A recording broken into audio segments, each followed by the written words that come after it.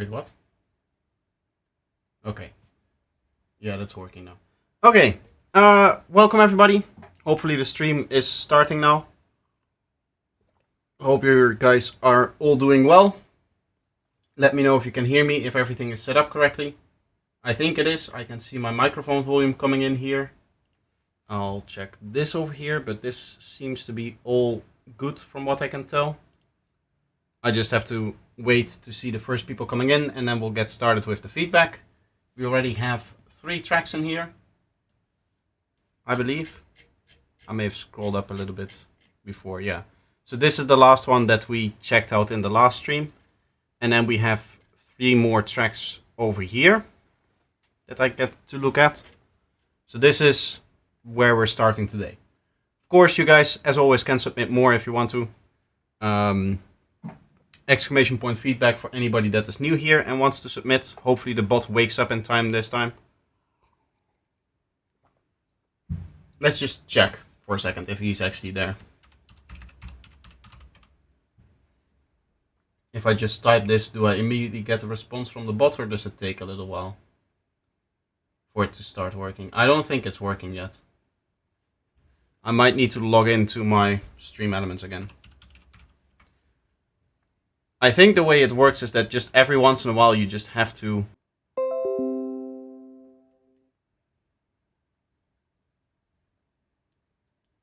just an immediate connection drop. That's nice.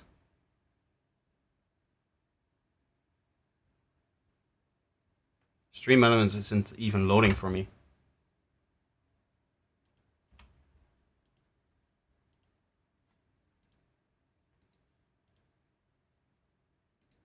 Yeah, the dashboard seems to be completely broken.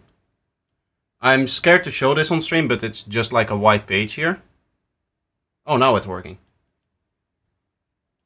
Okay. So now that I'm logged in, it should hopefully wake up the bot.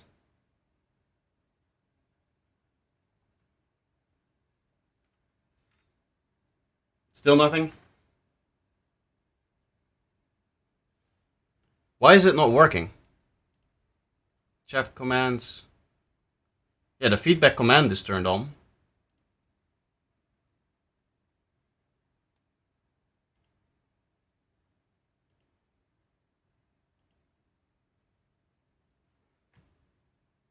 Oh, there it is. Now, there we have it. Okay, cool. Welcome everybody. Sorry for all of the setup issues that we have here. Usually I try to set up everything before the stream, but the only thing that I cannot test is the bot. And most of the times it just goes alright, but it sometimes takes me a little time to get it working for some reason. I don't know what makes the bot not wake up when I stream immediately. Either way, welcome everybody. Mauro Rafael, Mine B, Little Shit, I guess. Welcome as well, that's a strange username. Isaac Sanchez, welcome. Bugs Funny, who is the same person as Mauro, welcome as well. So yeah, we have a few different tracks already. We already had another submission. Somebody asked, is it okay for an MP3 file like that? Yes, as you can see, there's somebody else that's also posted an MP3 file. That is perfectly fine. I'm just going to sit here and listen to the music and give my advice on what you can improve. That's the whole point for the feedback session. So we're going to start with Tannen Folletti. I'm sorry if I'm mispronouncing that. But the last part looks Italian to me and the first part looks German to me of the name. So it's a little bit strange. What genres do you react to? When it comes to the genres that I like give feedback on, I don't like the term reaction because I'm trying to like give informed feedback and I'm not just sitting here like a lot of other people that react to content, I guess. But the tracks that I give feedback on really can be anything. So it's whatever you send me. I've joked in the past that you could send me a recording of you farting into a microphone and that I would give you feedback on how well the fart was produced and such. But that is, of course, not the case. But that is basically what the joke is. You can essentially send me anything that you want. So maybe I could send a track too. Yes, of course. Yes. Any music is okay with me. I listen to anything. As long as it follows these rules over here. You just click here on the title, read before posting. By submitting the track, you grant me permission to play and review your track during the live stream and subsequent video on YouTube. This means you are not allowed to copyright claim the stream on the basis of me playing your music. That's rule 1. Follow that rule. That is very important. If not, you get an angry DM from me on Discord. Don't submit works to which you don't own the full copyright to. This means any remix, bootleg, or edit will not be played. This rule, the way that this is written, is maybe a little bit strange. I don't play remixes of any kind, even if you do own the full copyright to that remix, like if you have permission from the original artist. That is not something that I can easily verify, and therefore I exclude any remixes from feedback. It has to be like clearly your original work. Also, if the track starts playing and I hear vocals, I'll pause the track and I'll maybe ask you guys, like, are these vocals yours and that kind of stuff. I don't want any copyright issues. And again, if I do get copyright issues, you get an angry DM, so don't do that. Anyway, let's start with UFOs on the Prairie. Interesting title here. I can play it from here. This is a SoundCloud thing. And let's have a listen. Michelle McMullen, welcome. That's me. Good pronunciation. Nice. I hope volume is okay for you guys. I can, of course, tweak that a little bit if needed. It's still a little bit quiet because this is the intro.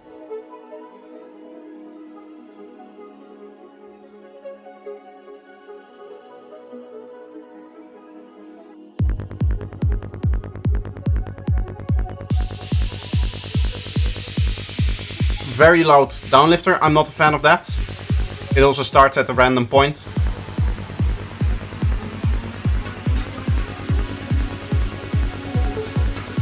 Kick and bass is very quiet in comparison to the rest of the elements, especially the bass part.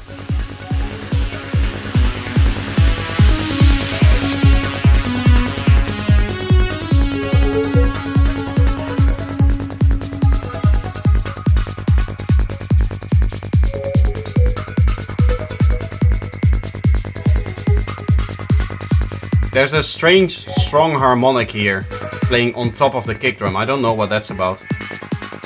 It's like a...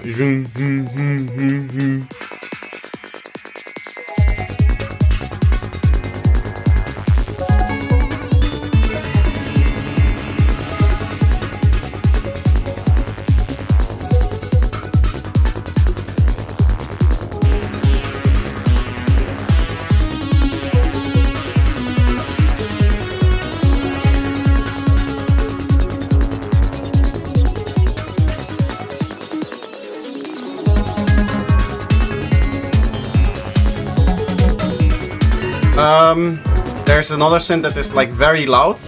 I think the way that I would describe this is that when you're mixing, you're not thinking about the priorities in the right way. In the sense that the kick and bass right now is sitting in the background. When it comes to psytrance, the kick and bass is the most important part, because that is the thing that we dance to. So think about it in that way. Like a riser like you have over here is not supposed to be the main element, but here you can hear the riser and here you can hear the downlifter just kind of taking over the whole song, even though they're meant to be like supportive elements. Right, they're just there to indicate what the flow of the track is doing, and the main elements should come through more.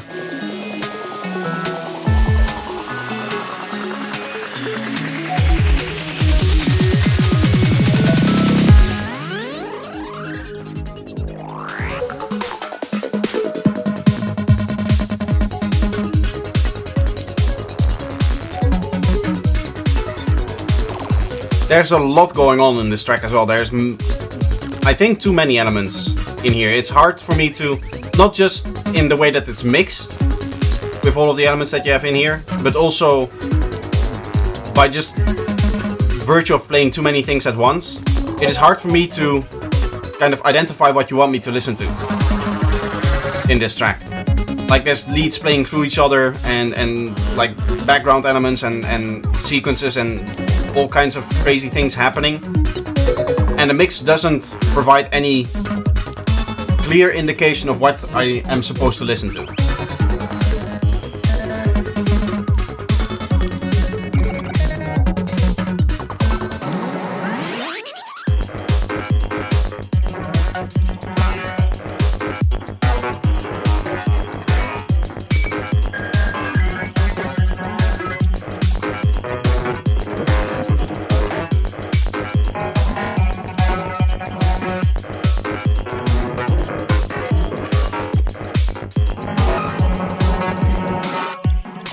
Are the heads in triplet here? Some very loud drums there. No need to be so aggressive with the drums.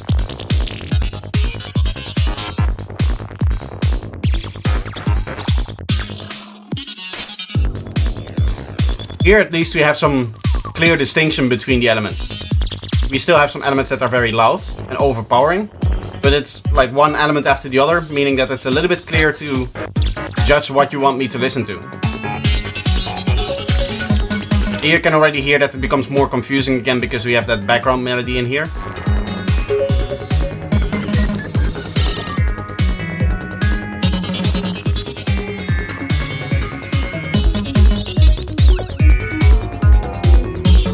The kick decided to become a lot louder.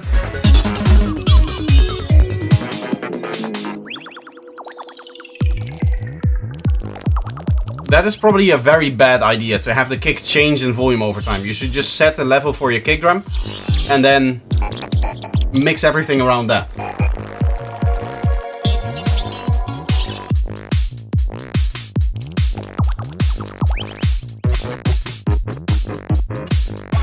Hello Alex, welcome, welcome. Present, how are you doing? I think there's a lot of sound design in here as well that doesn't really follow any kind of rhythm. Again, the noise rise is just completely taking over, so that is way too loud. You could lower that by 15 dB and it would be okay.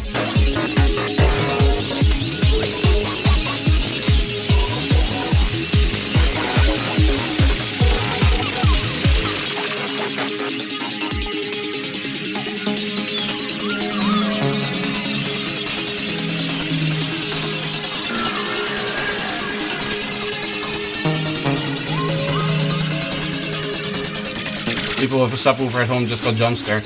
I also got jump scared. Yeah, that kick being so loud all of a sudden was a little bit strange.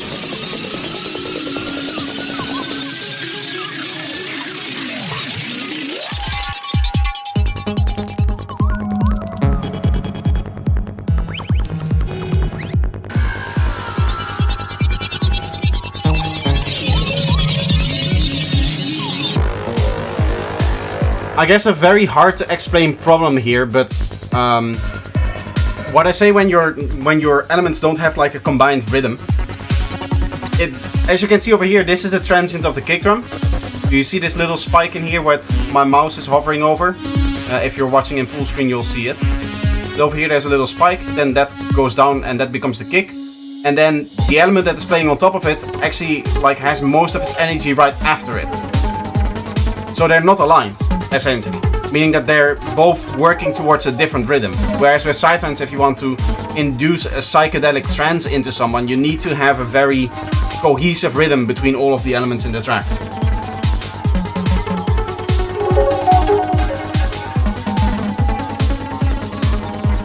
It's very experimental psytrance. It's a little bit too experimental in my opinion.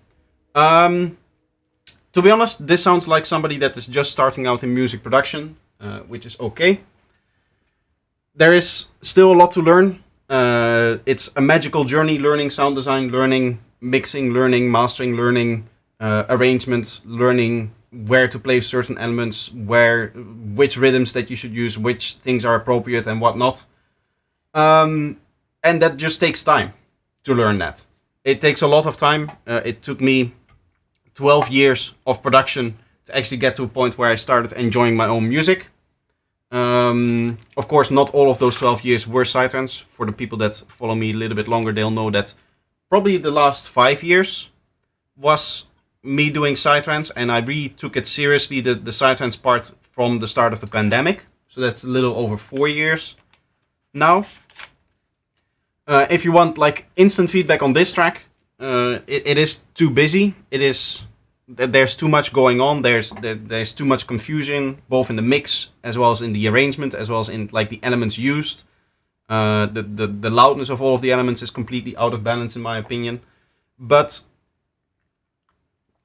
what I would suggest is not trying to fix this track. Just start writing the next one, and while you're in that writing process, for most people it takes them like a month or maybe 2 months to write a track if they're really focusing on just one project, and they don't have a lot of time. Maybe they have a job on the side, something like that. What I would recommend is in those 2 months, listen every day for half an hour on your system that you're producing on to professional sounding music. So what I mean with like professional sounding music, I guess the mixes from people that you like, the sounds from people that you like, just the reference material that you would like your music to sound like. I left my job today to go full time into music production. Oh, that's nice.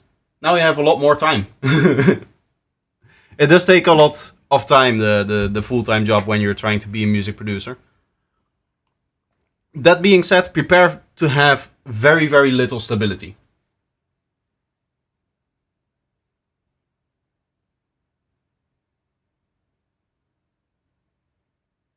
Thank you for the feedback. You're welcome. I can click out of here now.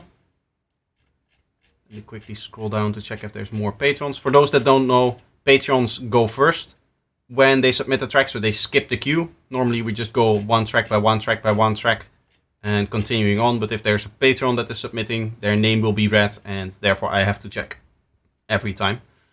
Anyway, since there's not there, hi there, which genres do you react to? I don't really react to anything. I try to give feedback that there's a little bit different, but that is just on my stance of React content. In general, the tracks that you can submit to me is any genre of music. I'll listen to anything. I don't have like a policy that is specifically targeted to, say, just listening to psytrance or something like that.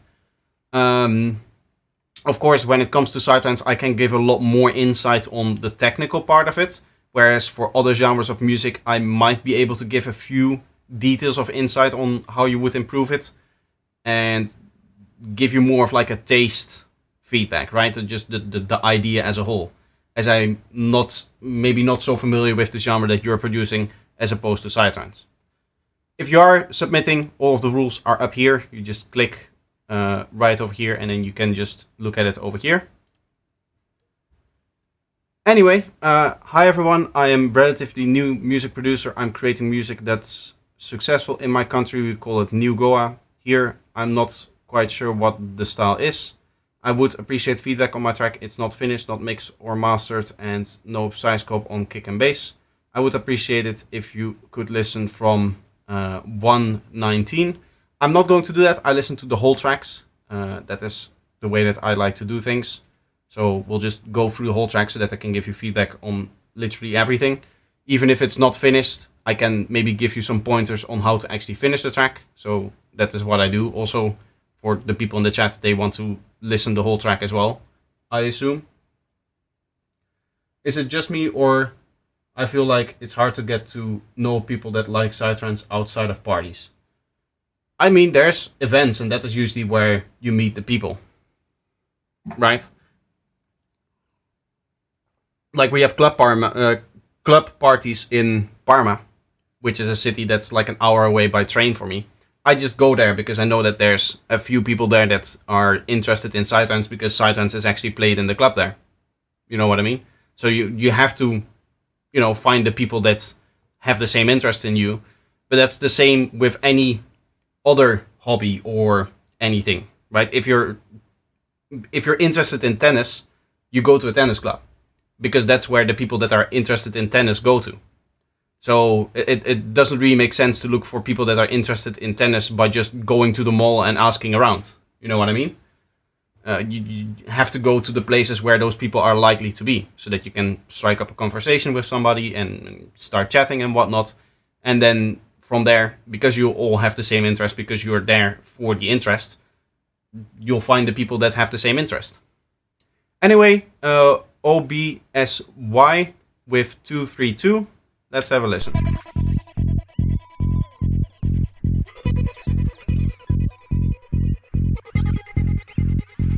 What's happening here with this bass line?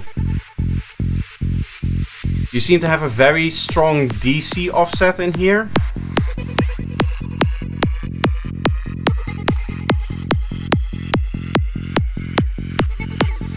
I've never seen anything like this. Very, very, very bass heavy. There's really not much going on above 5 or like 300 hertz here.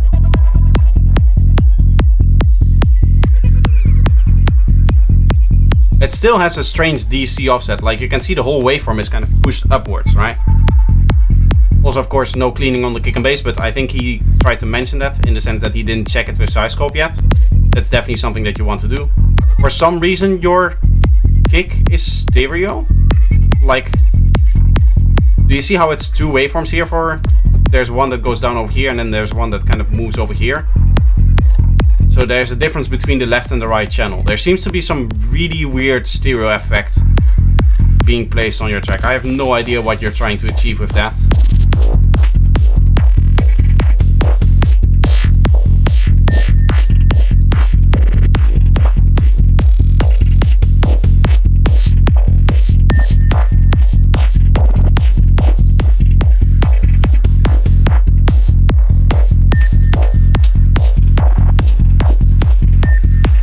Sophist, welcome, welcome. Synthetics, welcome. I'm going to music college. Oh, nice. There were a few people here that went there. Zenline, which I haven't heard from since. I mean, he came back like 2-3 times afterwards, but he used to be a regular here in the stream.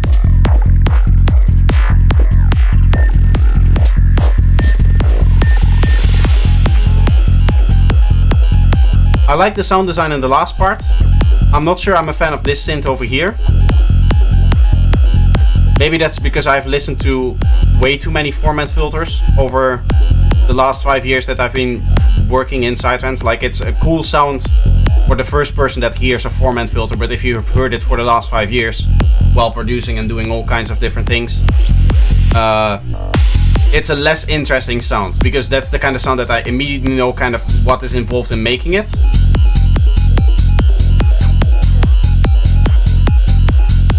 What I would suggest for that synth though is to give it a little bit less sustain so that it becomes a little bit plucky. Also, it would be nice to have some fills in this track.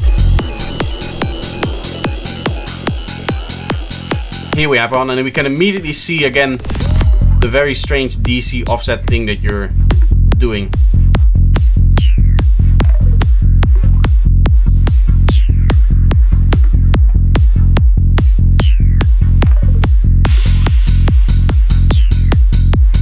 I don't even know if this is like a new Goa thing. It sounds more like a Captain Hook style track. Apart from maybe the percussions. Yeah, here again, here you're changing ideas, so you would probably have a fill there. It's a bit strange that for 4 bars there's no hat and then it comes back again.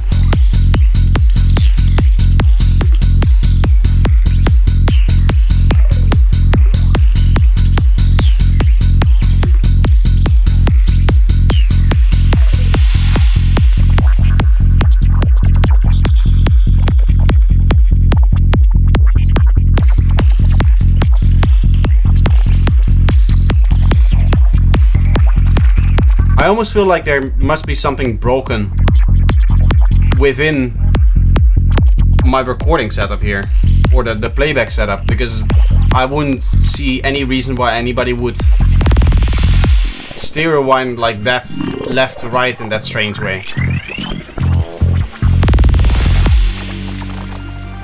Like it looks like there's LFOs playing in here as well. You can see the waveform has a hard time catching up, but I can hear it as well, like it's panning left to right in strange ways.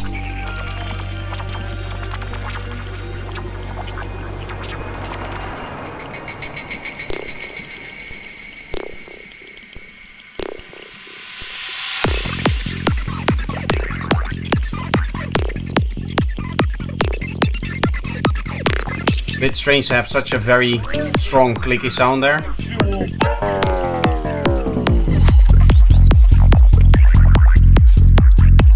Again, a little fill before the drop would be nice. Also, when it comes to kick and bass in your breakdowns, lower the kick and bass in your breakdown by like 5 dB so that when the drop actually hits, the kick and bass becomes louder, not just less filtered, but also louder. That way it has actual impact.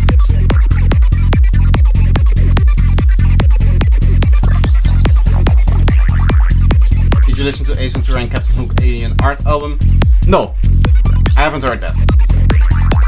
I'll add it to my long list of tracks that I still need to listen to.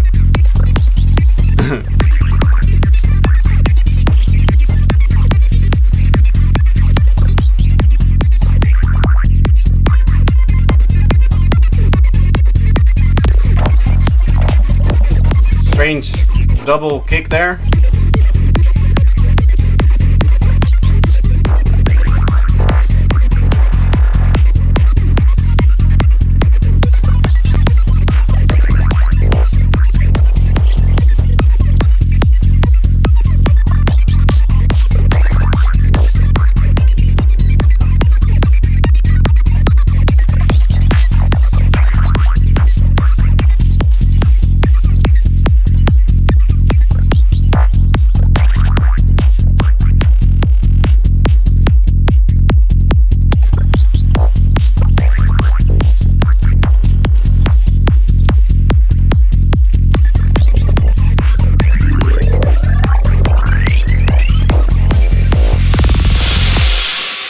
All of those kicks need to be...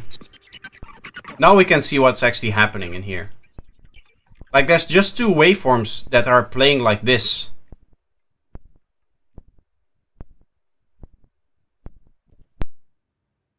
That's very strange. Why would you do that? The bass panning is eerie. Yeah, that's not a good idea.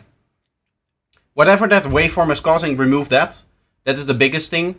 But secondly, there's some mixing things. It is way too heavy on the sub bass here. It's all out of balance. We could see that the whole spectrum was kind of looking like big chunk of energy here, and then it basically just tailored off like this.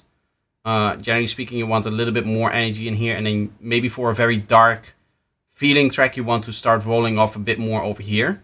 But generally speaking, you want a more balanced frequency spectrum. I like the deep bass though. You can like it, but if you play this kind of deep bass at a festival, you'll hear nothing but zzz, which is just going to be the sub bass pushing all of the other frequencies out of the way, because the other frequencies are mixed too low in this track.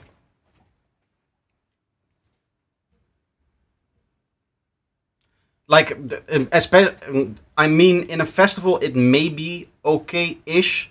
Even then, I would just argue that like having a properly mixed track is just a benefit for you, because everybody else is going to come there with properly mixed tracks, right? In the sense that properly mixed, in the sense that they're properly frequency balanced. So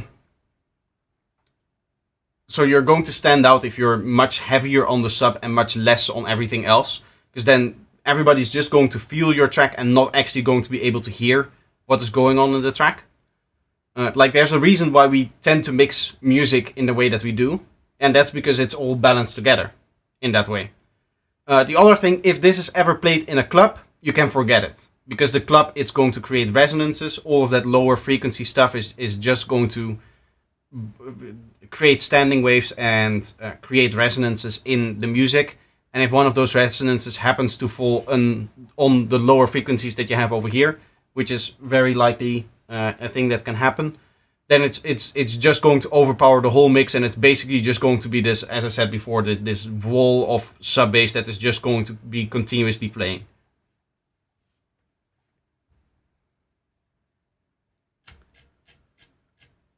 So yeah, I think those are the main two things to address. I think I said some other things as well to address, so take your time with that. I hope that I didn't make you too busy, but there's still a little bit of work that this track needs. Anyway, next up we have Alex Tricks.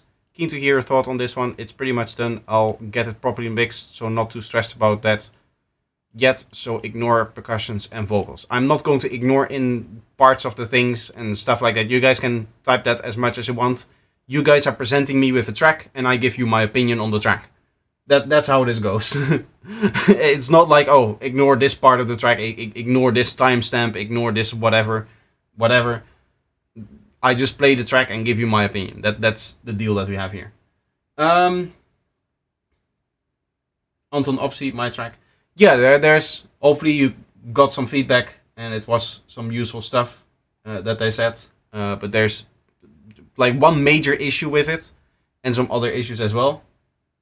Yetek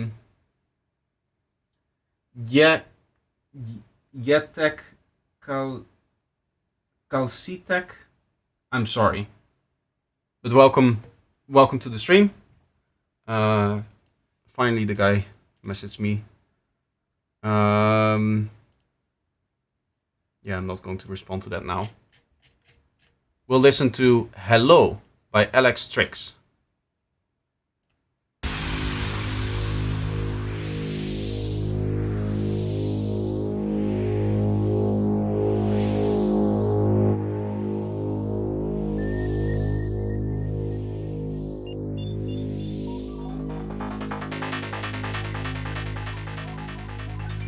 So it was definitely in that last file, as we can see, right? Because now it's back to normal again.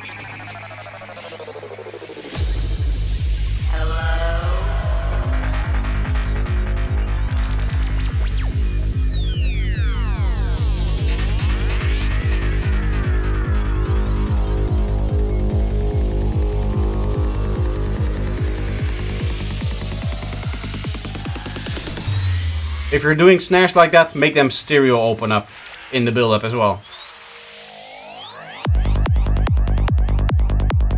Very low volume, let me turn it up.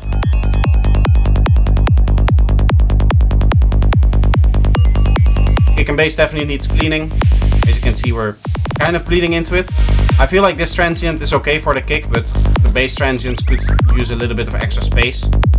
Overall, you don't necessarily want to fill it up all the way, right? Even if you're fading back to 0 here and you're fading out, maybe you want to have a little bit of extra space in between, so that so it goes to silence and then the transient plays, as opposed to it dropping into silence on the exact moment that the transient plays.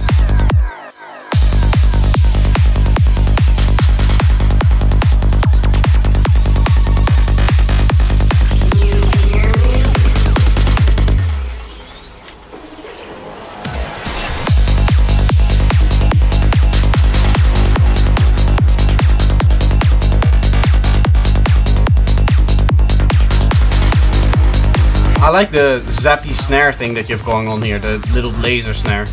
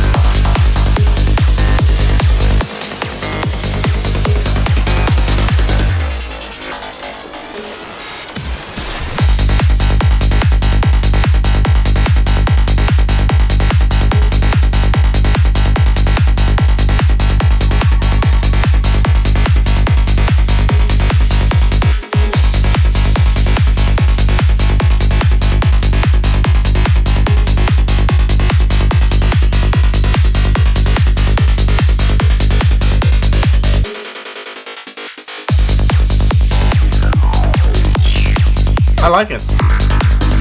There's not much for me to criticize here or to give feedback on.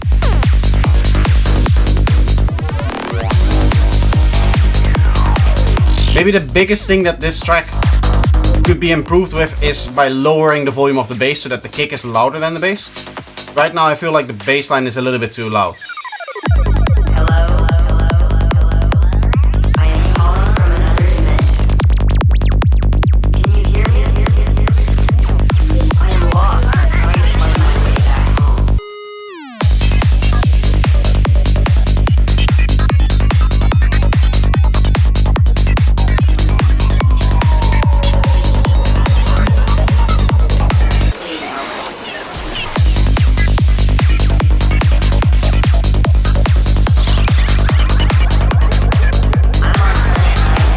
it is. Are they on chat here? This is Alex Tricks here.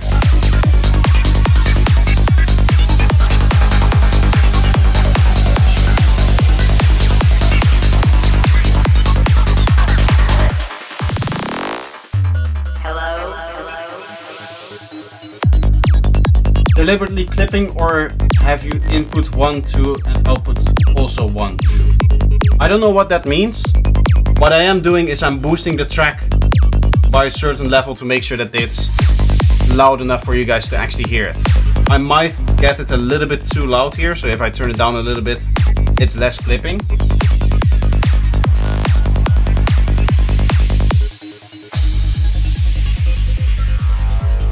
Like I said before with the last track, when you're doing kick and bass in the breakdown, lower its volume.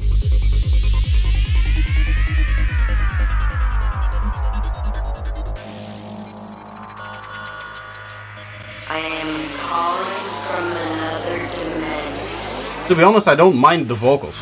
They sound cool. Can you hear me? They're still understandable, even though they're glitched up in a way.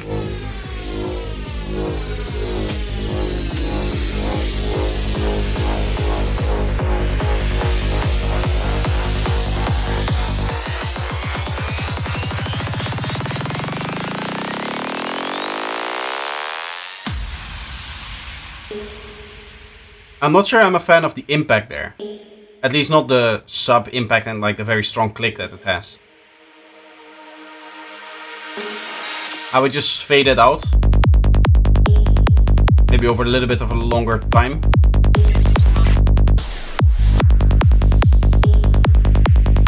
Also that other bass could also be lower in volume a little bit.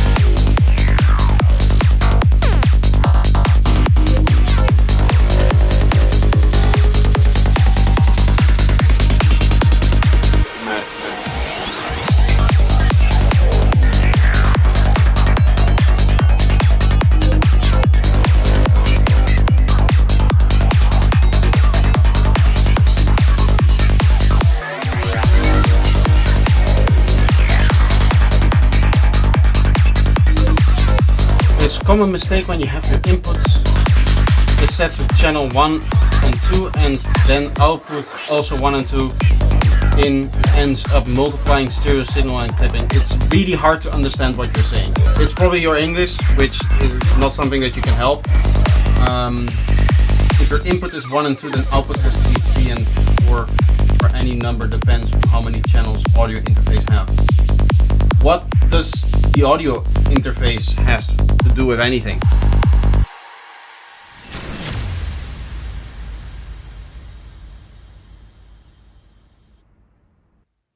Sorry, I got distracted a little bit by those messages there. Overall, great track. There's a few detail things here that you should work on, but you're pretty much like 95% there. I'm a little bit confused about Gen X's message here. Welcome to the stream, by the way. What do you mean with the audio interface? and they're the input 1 and 2 and output 3 and 4. Any amount depends on how many channels audio interface have. But I'm not using the audio interface for any stream related stuff. I guess the microphone goes into it and my headphones are coming out of it, but that's it. Well, I guess we don't understand each other. Then yeah, I guess so. Yeah, I would like to understand you, but I'm having a hard time doing so.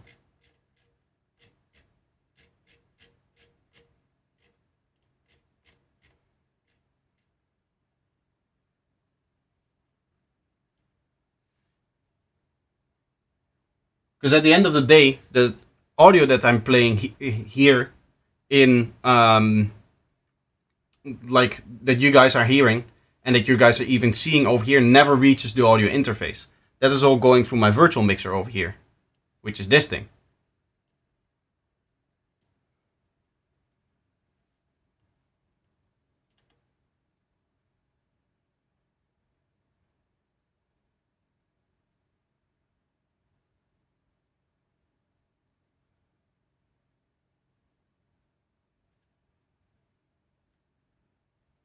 I see a message here from Baldur, but that is related to this track over here, I think. What analyzer do I use? These are 4 instances of Signalizer, which you can find over here. I recently dropped not just the Ableton preset that I used to have, but also the 4 different presets for the 4 different things. So even if you're not using Ableton, if you go into the resource tab and then you just go to the pinned messages, this is the analyzers, which is this thing over here. This just opens up all of the analyzers in the exact same way that you see over here. And then the other attachment over here is the presets. So that just opens up each individual preset. The vector scope, the oscilloscope, or the waveform, the waterfall, and then the spectrum over here. It's not about you, but the producer of that song.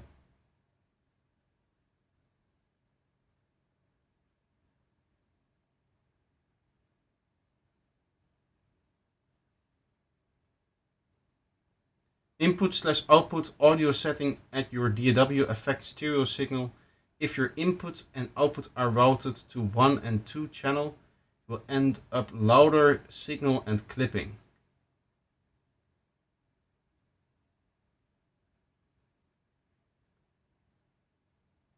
Okay, is that not a VST? Yes, it is.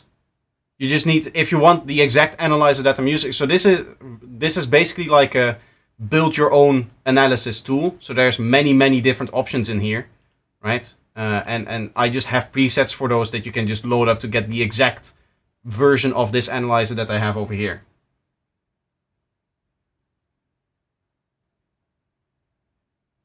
It's not you, but the producer of that song.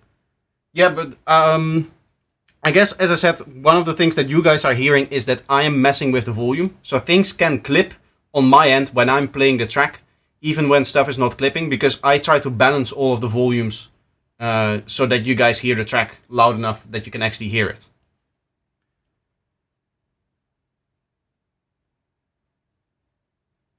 The other thing that I'm seeing here with Gen X, that if you have your input and output set to the same channel, you get clipping, and a louder stereo signal is not something that I've ever heard.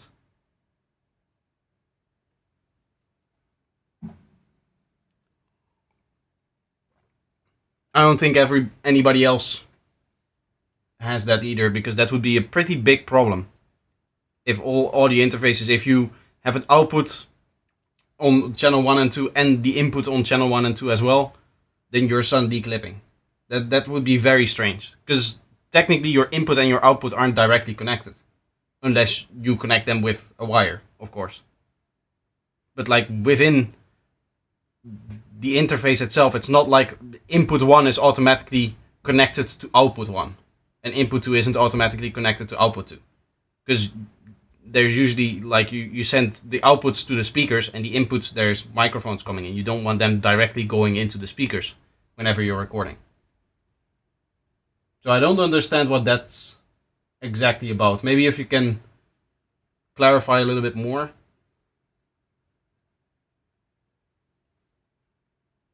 my chat has decided to become Swedish all of a sudden, which is interesting. I'm going to ignore that, and we'll get back into listening to some music. Still no patrons here, but the next person...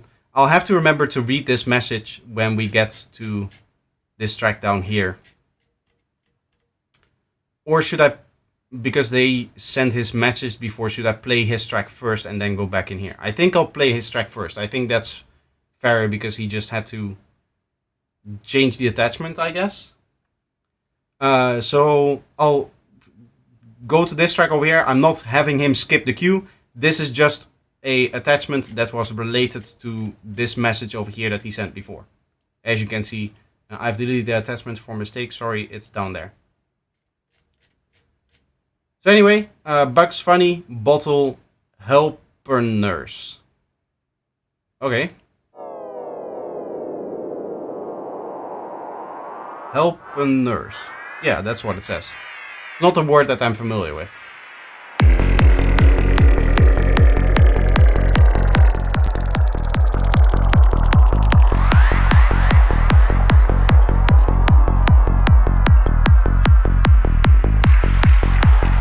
We can see there's neither phase shift processing happening on the bassline, but you are still bleeding a bit into the kick transient, because you can see the transient is lower here, or it's louder here than it is over here.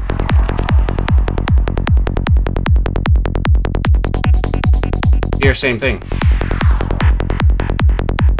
Here you can see the bleeding is still happening over here.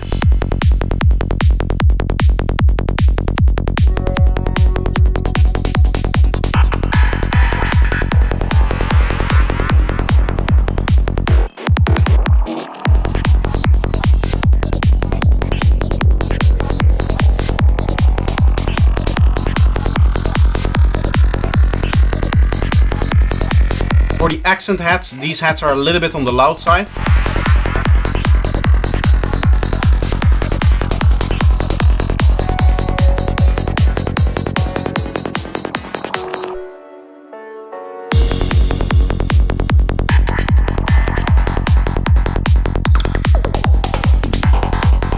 I like the little drum thing that you're doing there.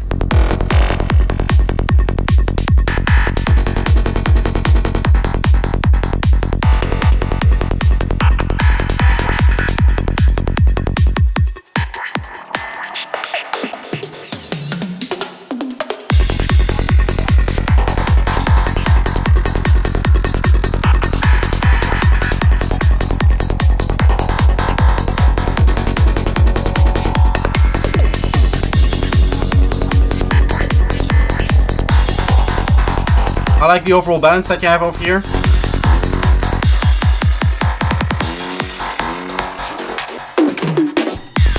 The only thing I would say is your kick transient, not only is it being bled into by the bassline, but it's also a little bit too high in terms of its frequency. You might be able to see it here.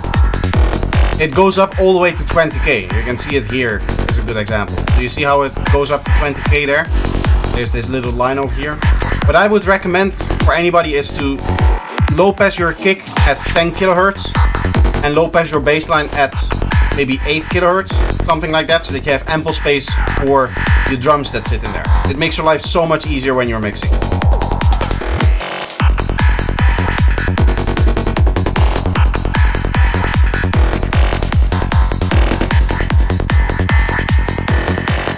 Probably because the bass is not sampled yet. That's part of it, but here the problem that is caused by like phase shift and such only comes from the processing that should happen on the bassline, and in this case this bass is not processed yet. It's still a normal saw wave. So the phase shift is not happening on this bassline, so why would it still bleed into the next part? Maybe you just have some release on your bass patch for some reason?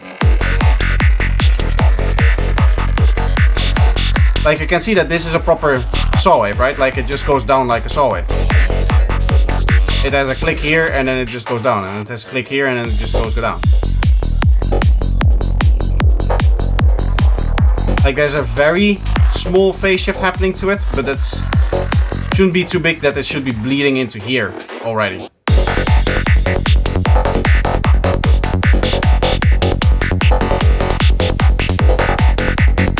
I feel like one sound is playing right before the kick here. Like there were some strong clicks happening, I guess here. It goes like chick chick.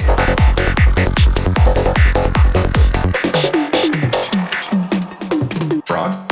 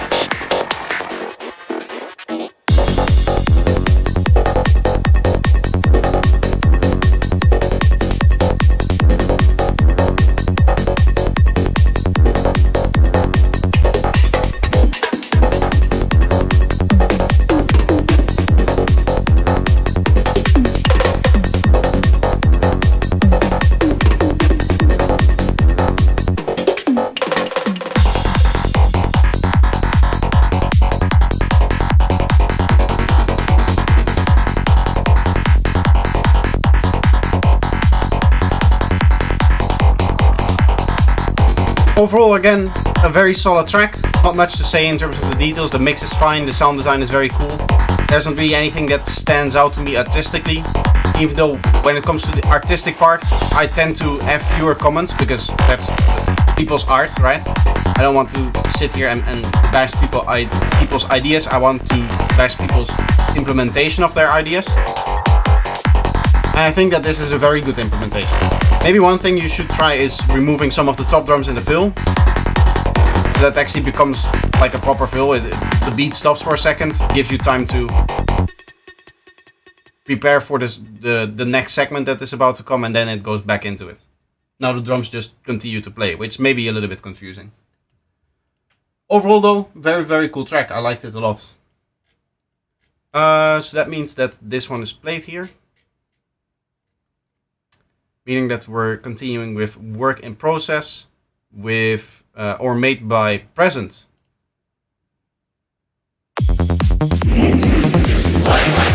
Wait, this is a YouTube thing. You can also play YouTube in here? I didn't know that. I thought these were specifically for SoundCloud. But I guess, yeah, there's YouTube here. Cool. Thanks for the feedback. What do you think I can do in the bass? Can you repeat, please?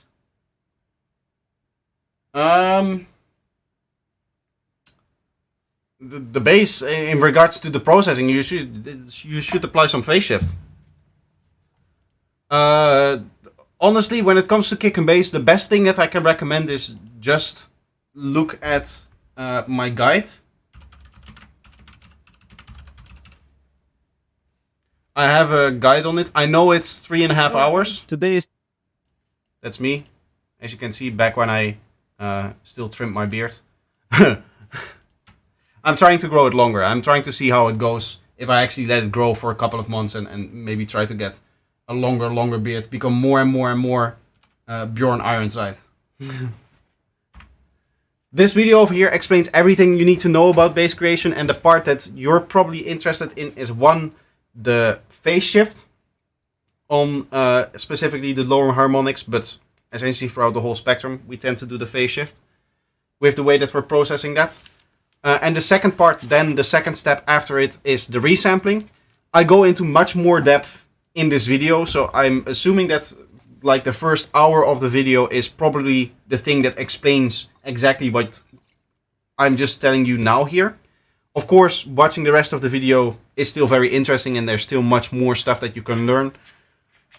When it comes to like taking a how would you say it, making the wavetable part and all of the other stuff that I talk about later parts in that video, it is interesting, but you don't have to do it that way.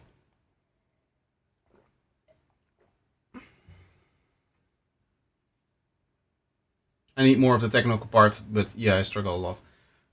The best thing when it comes to the technical part is just look at it. The real details that happen in the technical part is something that you can hear. I think now I've gotten to the point that on these headphones I can hear when a kick and bass is not properly cleaned. At least if the bleeding is fairly extensive. right? In your case, I didn't hear anything. It's not a hearing thing. It's just like the extra 5% to make sure that it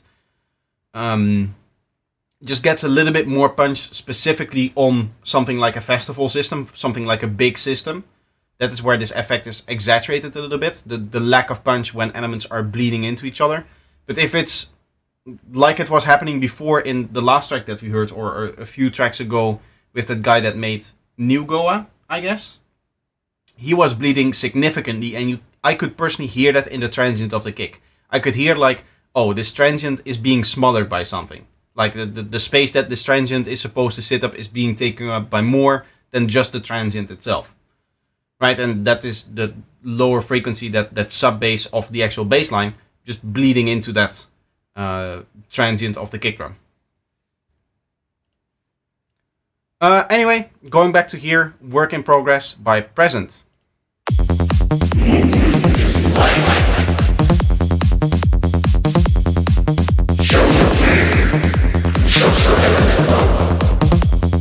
Very strange vocal, I'm not a fan of it. You also seem to have kicks playing on the bass notes. So talk about bleeding into each other.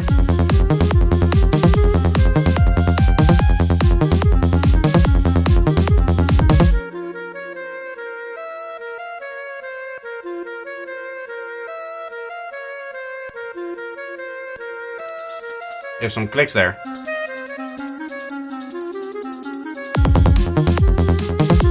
Yeah, you have kicks bleeding into each other. That's a very bad thing.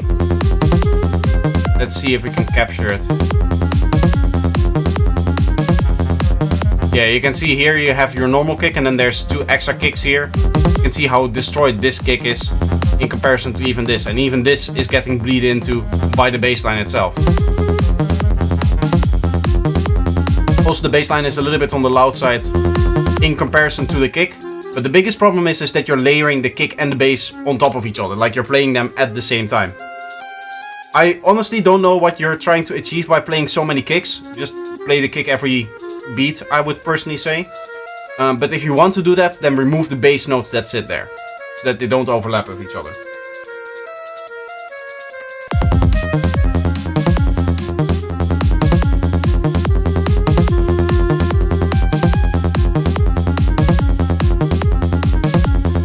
Passing by to leave a like, have fun with your stream. Thank you very much, but it's a little bit counterproductive. I'm not going to go into the details of the algorithm, but the algorithm nowadays doesn't really like that. If you just join the stream, leave a like, and then leave immediately again. It much more values people that stay and watch. But that's no issue.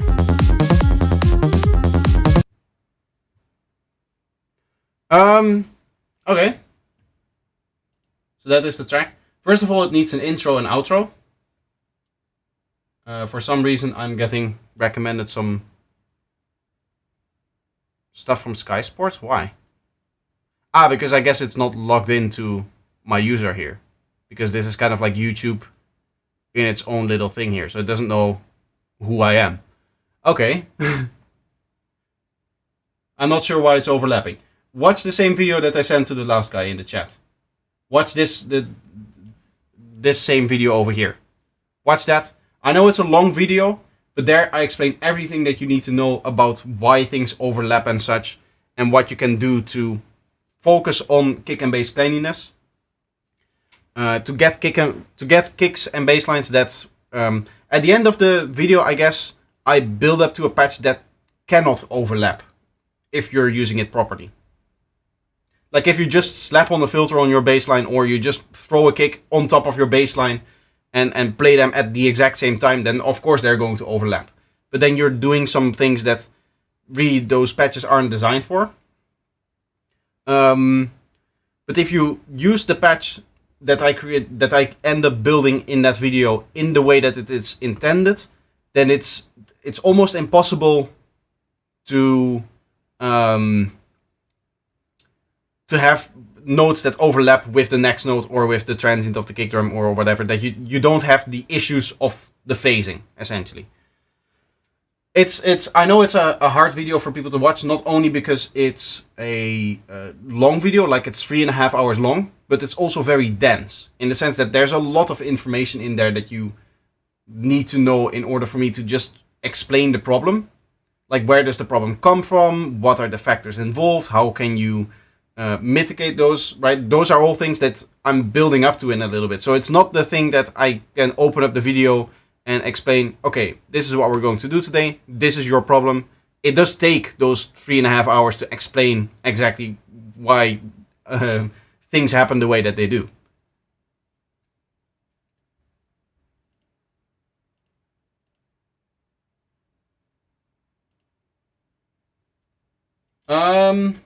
Next up, we have Cosmic Glow.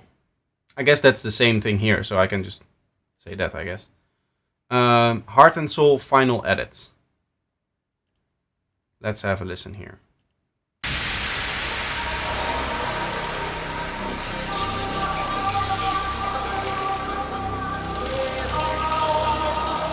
I've seen the thing, and I can confirm it's possibly the most technical and in-depth kick and bass tutorial I've seen all over the internet.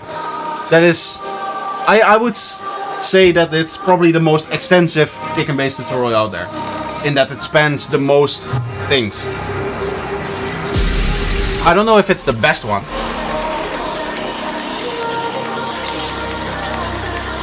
Vocal sitting very much in the background, which I'm not a fan of.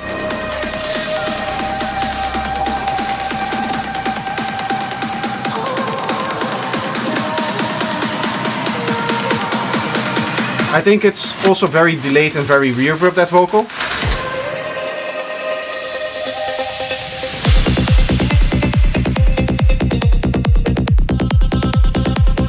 The kick and bass is a lot quiet. I did turn it down a little bit, so the effect is a little bit more, but the kick and bass is still quieter than what you had in the intro. Also not a fan of the idea that the bassline has no sub.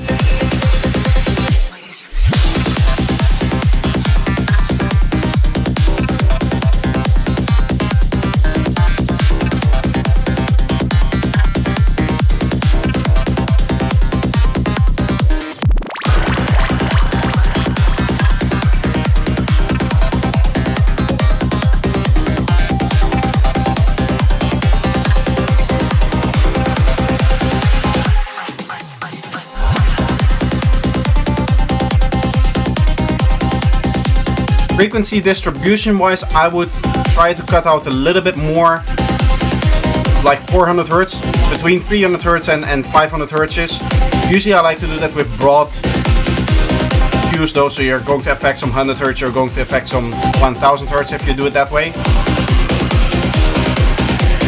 Your kick and bass isn't really coming out a lot also. That last cut, I would probably do that on your kick and bass group. Or just your bassline. Either your kick and bass group or just your bassline. Whatever works best for you.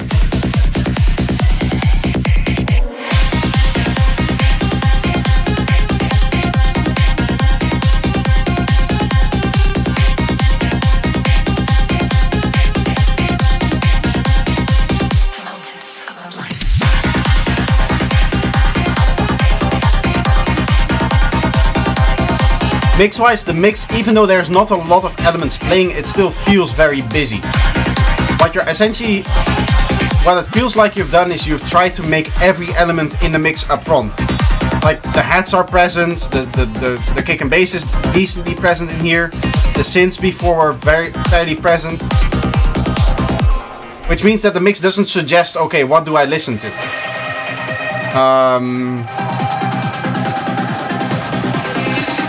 It just feels all loud and all in your face, and I'm personally not really a fan of that.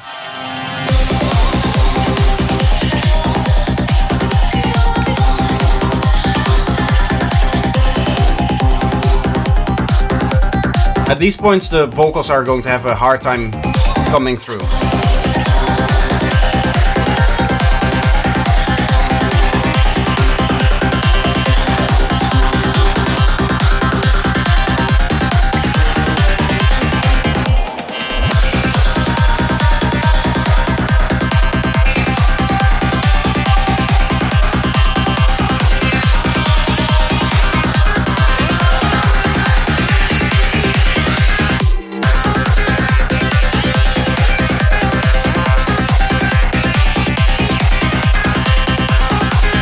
Yeah, this area is way too mid-range heavy.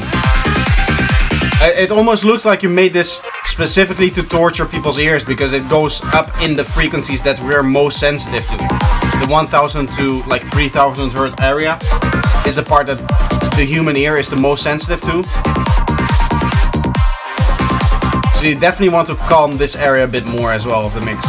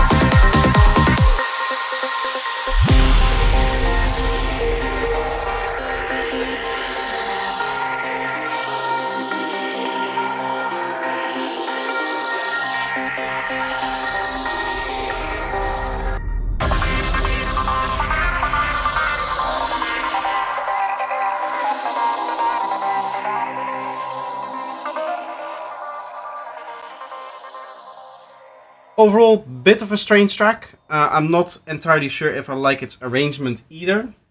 It felt both very busy and in some points fairly empty in like just the sheer amount of elements that are used. But that is because I feel, as I said before, that you try to put every element up front in the mix, like in your face, which is not possible. You just have a certain amount of space in which you need to push all of the elements. And if you have every element kind of pushing against all of the other elements, trying to get more and more space, which is essentially what this felt like, it's going to be a fairly confusing mix. What would you do to fix the low end layer in a sub bass, or leave that like it is and use a longer kick? What's the problem with just using the sub bass that the normal bass provides you? Right, if you have a normal bass line. Because what you would have have done, say that you're working with any bass patch. Going into Serum here. If you have any normal bass patch for sidetrends, let's go in here and go maybe offbeat bass here. This is going to come with sub bass, right? Because traditionally speaking, we tend to make all of our bass lines out of one single patch. And there's some good reasons for that, and that is also explained in the Ultimate Guide, but that essentially has to do with it is easier to layer or to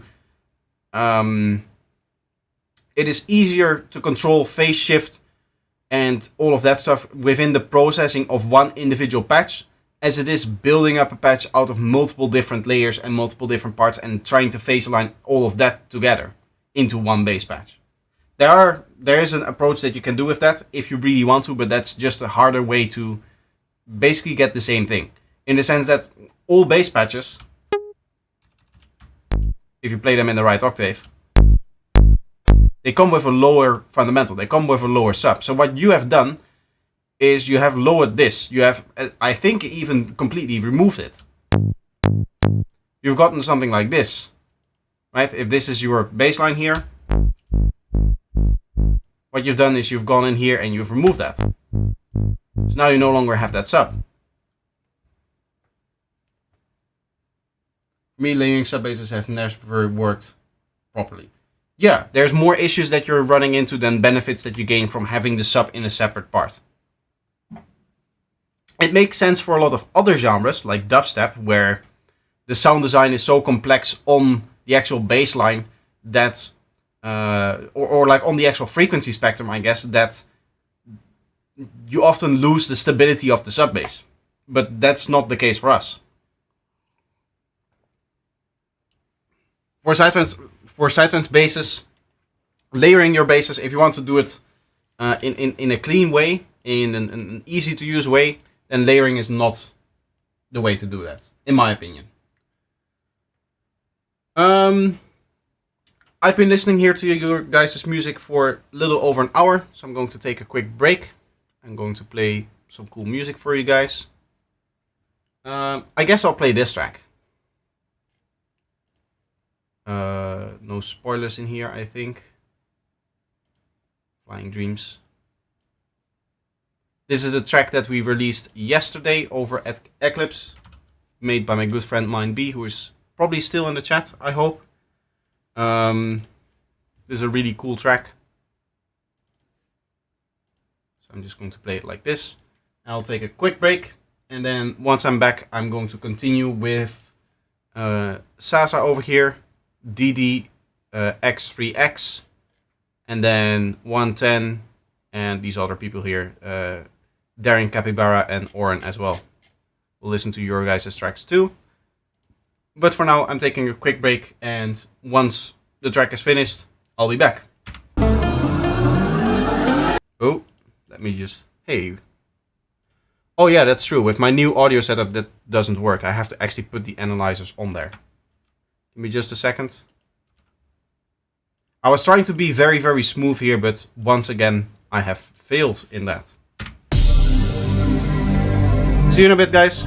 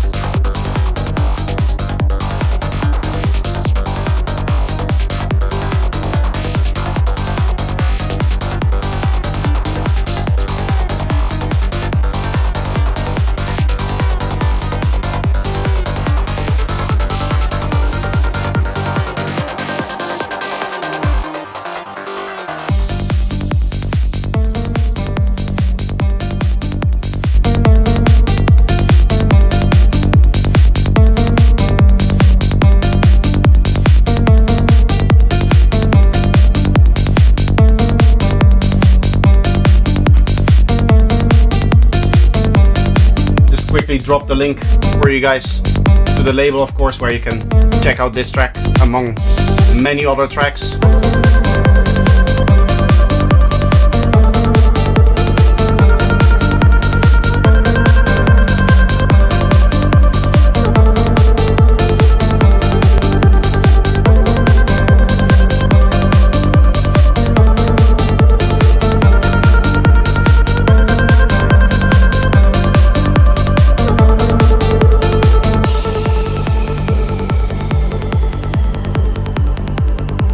Master came back. Thank you. I'm flattered that you think of me like that.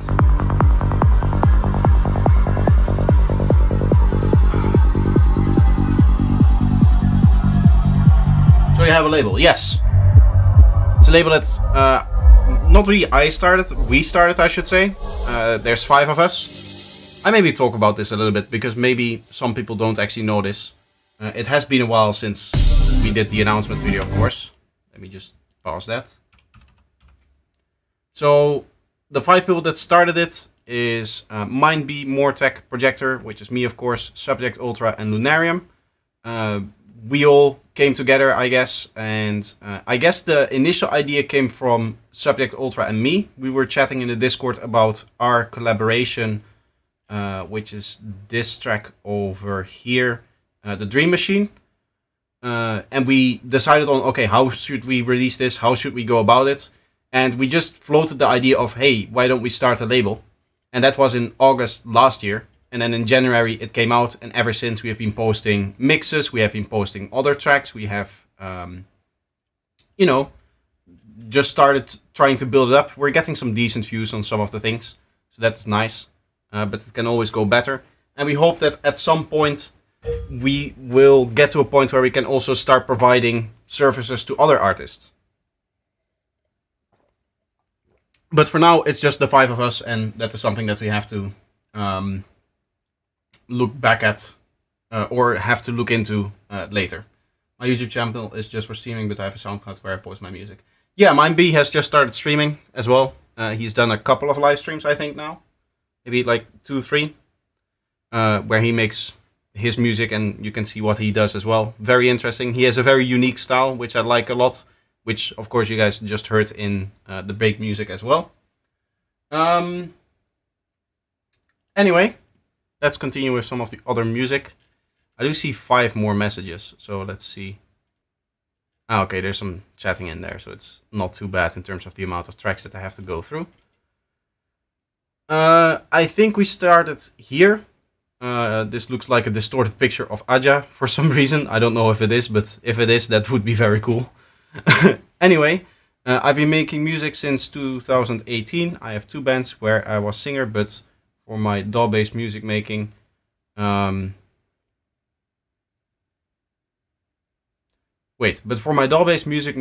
been doing it since 2021 or something like that, maybe 2022. Okay, yeah, the dot here threw me off a little bit. That doesn't really matter. It's unfinished, never made funk in my life, but I want to combine it with my style. There's still a funk-like drop that I have to make. Be honest about it, it's still like a demo, but feel free to give me any advice. Mixing is probably my weakest point. If you have any ideas to that, probably don't hold it back. Also, the S in my name is pronounced like you have in German. So, Shasha, I guess. Doom X Funk by Shasha, then. Thank you for the pronunciation guide, by the way.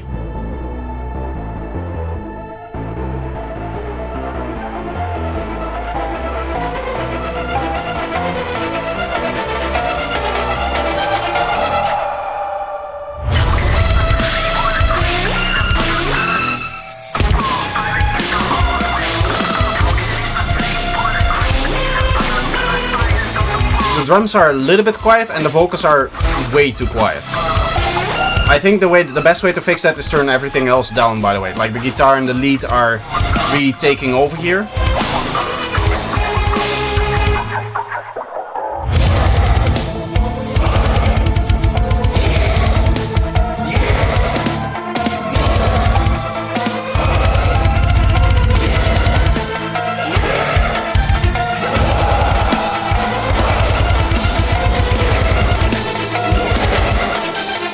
sounds like you're sidechaining your vocal to the kick, which is a very strange decision.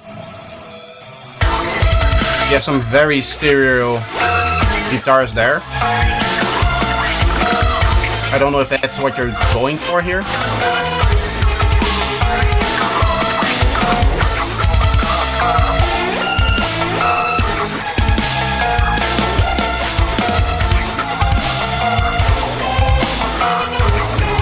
I think for the style of music that you're going for, you're lacking a little bit of the dynamics. It is funny that the vocals and the drums are the elements that are too quiet in this mix, because that signifies to me that maybe the way that you're mixing is based too much on peak volume.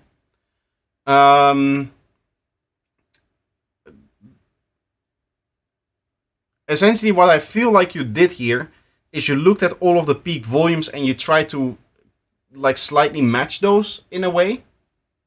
Correct me if I'm wrong here, but that is what it feels like happened here.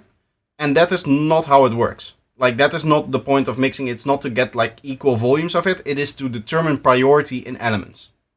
Is the best way to think of it. In the sense that the vocals in this track, since you're, I guess it's maybe a bit strange to say it like this, but you're telling a story through the vocals, right? That is how the vocals are meant to be perceived. They're not really able to do that because everything else in the mix is so loud that it's hard for us to focus on the vocals. I know this is like a more death metal type vocal thing here, but still, even there, the rule should be that when it comes to vocals, you want to have those up front in your mix because they are the main elements that the listener is supposed to listen to. And then the second thing is probably the guitars, and then the drums. In this particular case, because drums are so dynamic, and I feel like you're working a lot with peak volumes here, the drums in terms of peak volume, in terms of their highest level, should be a lot louder than what you might think. The best way to describe it is just maybe to draw it. Do I have to draw it, or can I can do it like this. Wait, I have the virtual mixer. Imagine that this is your mixer inside of Ableton or whatever DAW that you have. What you're going to see is that we have levels over here which are peak loudness. For the guitar, it's going to look like it's going to be like flat around here. But the drums, if you have them flat at the same level or at the same level peaking, they're going to be really in the back because drums are more dynamic. So the loudness of the guitar is really sustained because it's really distorted. Whereas the loudness of the drums, they come in really quickly, become really loud really quickly, and then they temper off immediately. Meaning that loudness is not sustained and therefore it seems quieter to us. Meaning that if this was the level of your guitar, your drums should probably be up here in terms of their peak level in order to compensate for the dynamic range of the two different types of elements. And the same is a little bit, to a lesser extent, true also for the vocals, in that vocals are more dynamic than guitars and synths. Like guitars and synths are, when you look at their waveforms, especially distorted guitars like you have here, if you look at just the waveform, you're going to see that when you're playing, it's just like a flat line because it's so distorted. And therefore, they sound a lot louder than their peak volume suggests. Right? Their peak, their RMS, I guess the dynamics is the best way to say it. The peak to RMS ratio is the technical term for that. But that is very low in terms of their value. So,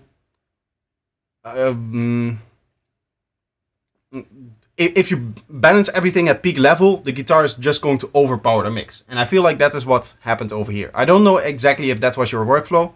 If you just looked at like, okay, what are my levels at? And maybe try to balance them, or maybe use that in some way to compare what they should be. But for that reason, peak level is a bad way of looking at different levels like that. You have to take into consideration the dynamic range of all of the elements. I hope that is something that you can do something with, by the way.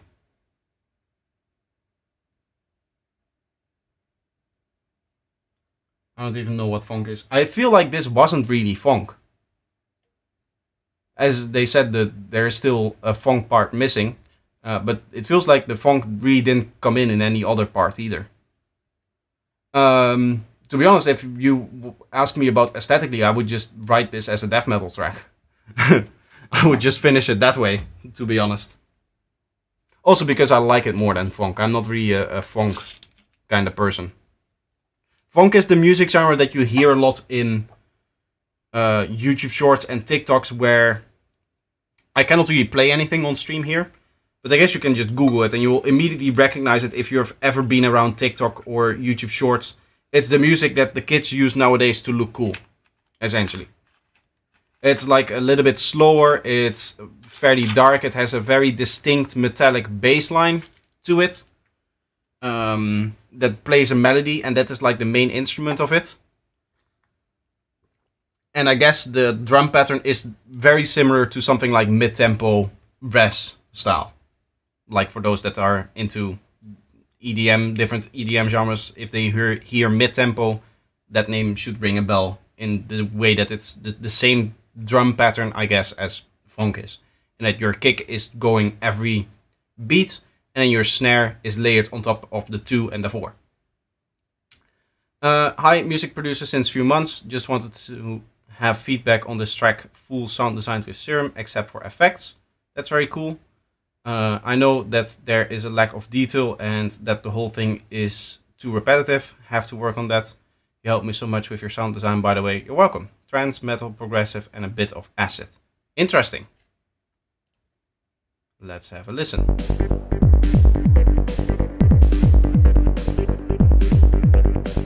Definitely need some cleaning of the kick and bass. You're bleeding into a lot of transients here. It seems like you're even bleeding into transients that don't have anything in front of it, looking at the waveform here. I don't know what's up with that. Is it the case? Yeah, oh yeah, you're playing the kick and the bass at the same time. If you're playing a kick drum, you shouldn't be playing a bass note, and the other way around.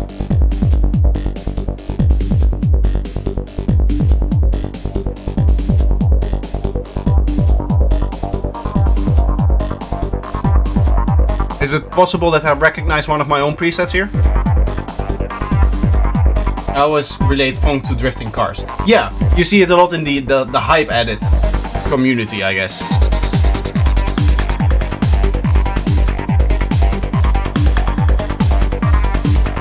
I like the tonality of the kick and bass that you're going for here. Honestly, with the way that you're doing a lot of dynamics and the way that you have a lot of like peaks and stuff like that, if you're going for a more old school kind of vibe, which even with the instrumentation that you have over here, I feel like you're going for, then it doesn't really matter too much, I would say, that you have a little bit of bleeding into the kick and stuff like that. That is mainly the newer type of sidetrance where that really becomes a problem. Of course, it is something that you can fix. Nowadays we do have the capabilities to fix that, whereas in the past they just didn't have that capability.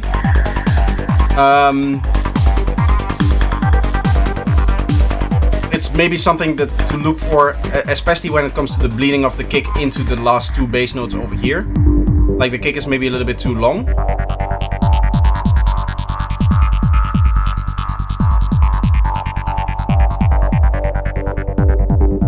But for a more old school kind of vibe over here, it is not as important as it is for newer styles of sidetrance.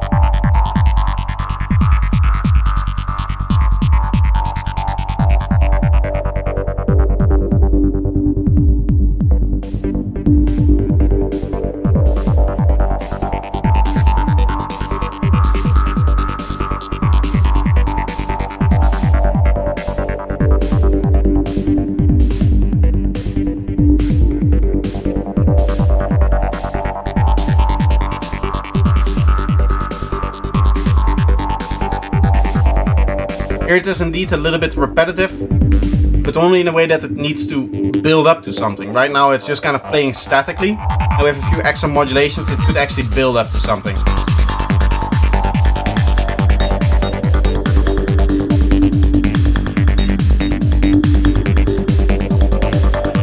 Your hats are a little bit too quiet. You can see that in the spectrum here, and that the spectrum just dips down at around 10k. Generally speaking, when it comes to dance music, especially the long repetitive beats, what you'll find is that the top groove percussions over here have a little bit of a bump in this frequency spectrum. as opposed to your standard kind of mixing from people that maybe mix acoustic drums or other types of tracks. Usually what they say is for most tracks you just want to have like a kind of slow gliding down of the frequency spectrum. With psytrance, that is it's basically the case with two exceptions. One is that generally speaking you want a little bit of a bump down here in around like 400 Hertz area, I guess. You want your spectrum to kind of go, and then here that you want a little bit of a bump. Now, of course, the thing that I'm drawing out is not a target for you here. You shouldn't try to target it like that.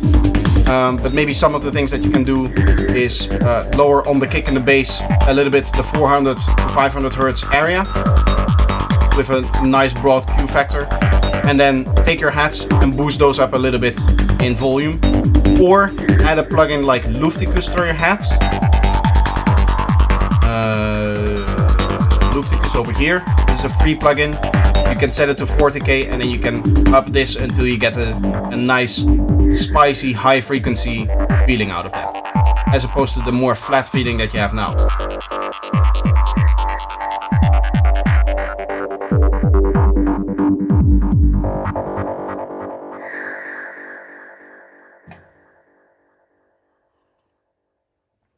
I came into this track thinking like, oh, I'm going to need to talk about kick and bass cleaning again and all of that stuff, but for the old school vibe, I have come to accept that that is just not what it's about.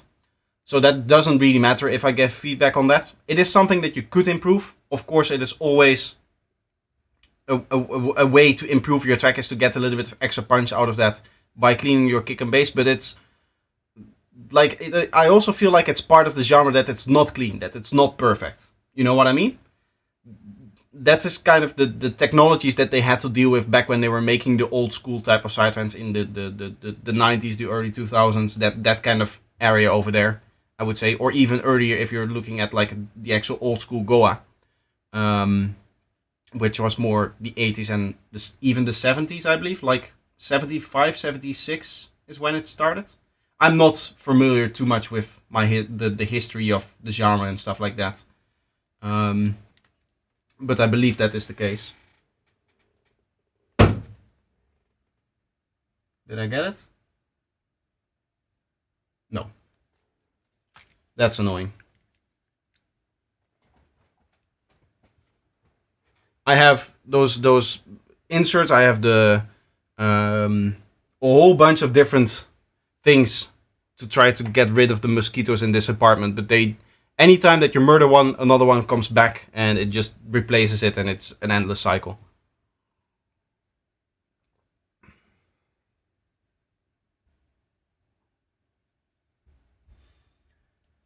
How many tracks do we have after this? I should also look at the length here. We already listened to this one. This is a very long track here. This is 14 minutes almost.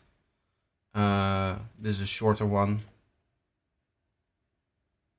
We Are Nature. So 1, 2, 3, 4, 5, 6, 7 tracks. How long have I been streaming?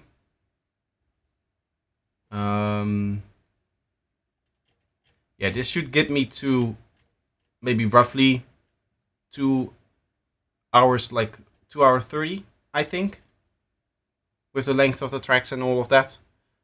So I'll accept maybe 2-3 more tracks, and then it should be okay. Herbert, cool. I have no idea what you're saying. This is an English channel, so I don't know if you speak that, but if you do, then please communicate in English. Otherwise, it will be pretty hard for us to communicate. Anyway, next up we have 110, also known as Alienated, with 140 BPM. I guess it doesn't have a title yet. Or maybe this is the title and 110 is the artist name. I press play, but it is very quiet.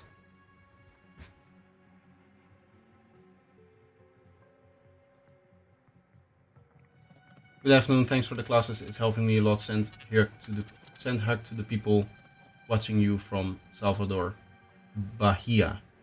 Thank you. I'm glad that you like the stuff that I do.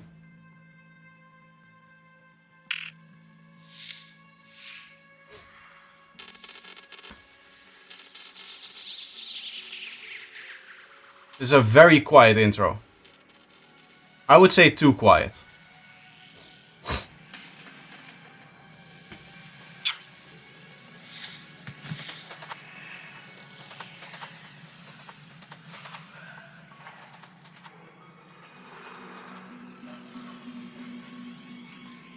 I don't know if this track is full scale though, if they have like the kick and bass at I don't know, 12 dB of headroom, then maybe it will work, but then some of the other sounds are too loud.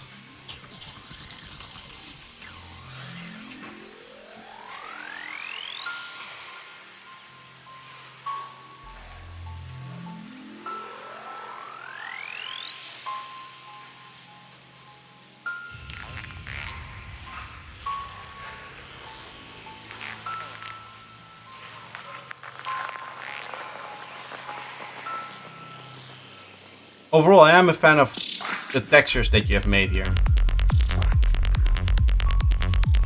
Okay, it is a bit strange. I don't like the kick and bass just coming in out of nowhere. Also not a fan of the lack of cleaning here.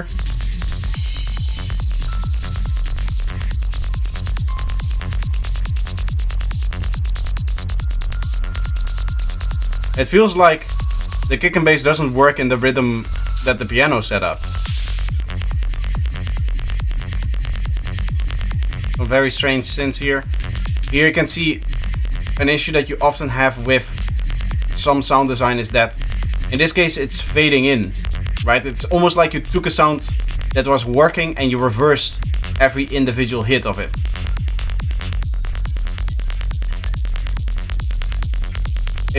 Therefore it doesn't really line up with the rhythm of the actual kick and bass. Here you can see the same thing. Here is where the kick hits, and here you have some kind of transient for that other sound. In this case the sound is very noisy, so it's a bit harder to see.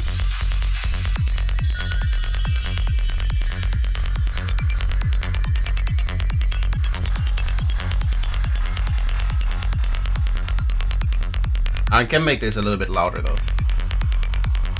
now that the kick and bass started playing.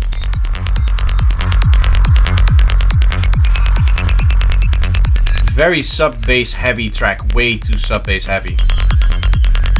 This is again going to be one of those tracks that is just going to be just a constant zoom of sub-bass if this were ever to play in a club or something like that.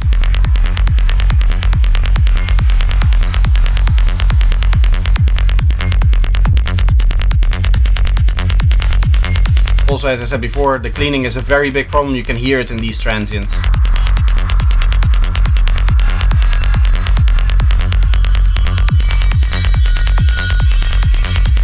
You hear how the kick transient isn't really stable and that it never really sounds the same.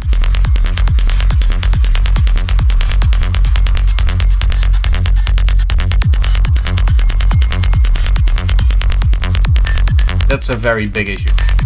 Just a little moment ago it played only the bass line without the kick, and it was still like just a complete sausage of waveform.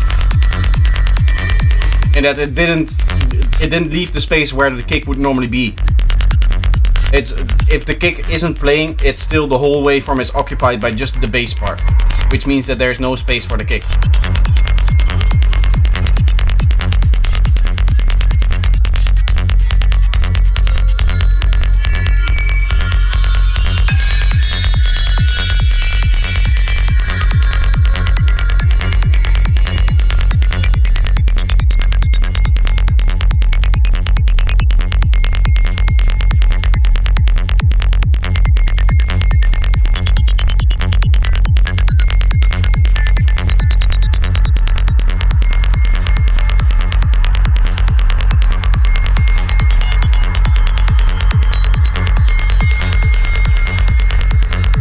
Yeah, the kick is really wonky.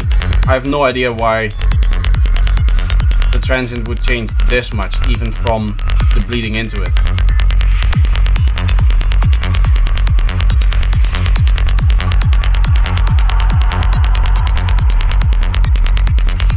A fill every once in a while would be nice as well, where the kick and bass just stops for a bar or two, just to give us a little bit of space.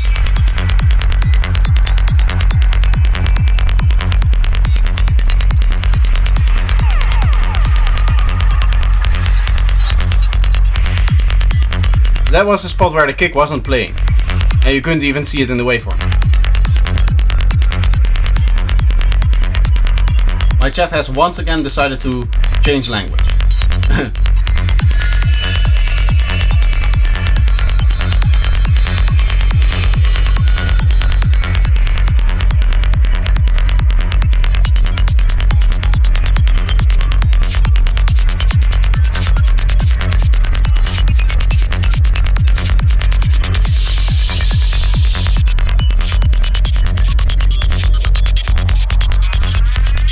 Yeah, this is a very, very messy track.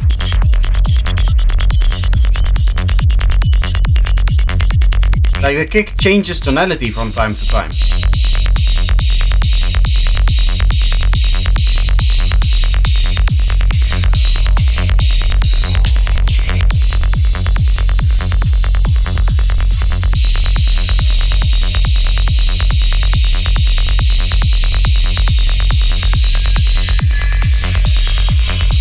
What's going on here?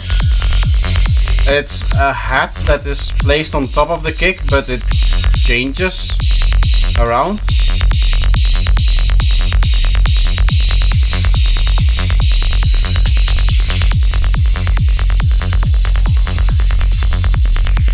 That's very strange. I don't like that.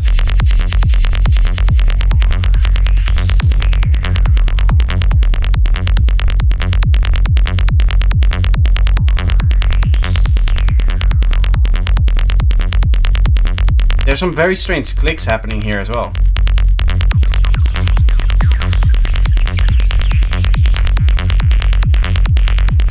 Also, I'm always a bit of a fan of a bit of stereo riff on your bassline.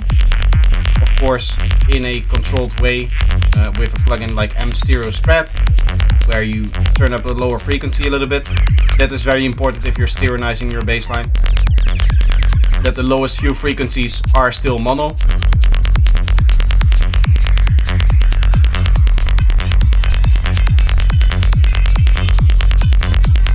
I feel like the kick and bass has been going like this for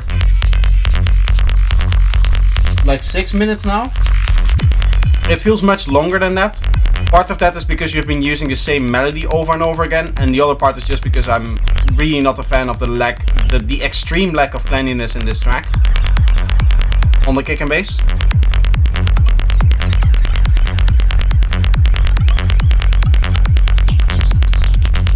Wall of sound, exactly. It's just this lower frequency over here is just constantly going because that is constantly playing. And part of that is the arrangement, right? Like the lack of fills here. It's just the kick and bass continuing.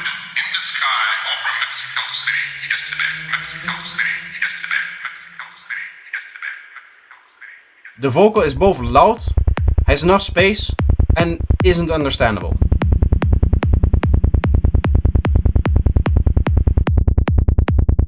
There was some random noise there.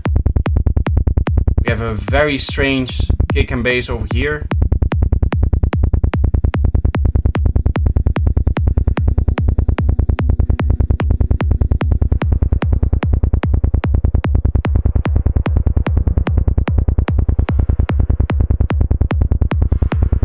To be honest, I don't even know how I can give feedback on this. This is just something that you would need to redo, and you would need to really carefully listen to reference tracks and reevaluate what you're doing here, because there's some really strange decisions being made here.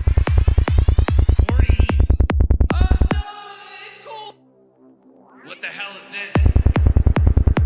This is not okay! Oh, here we go again!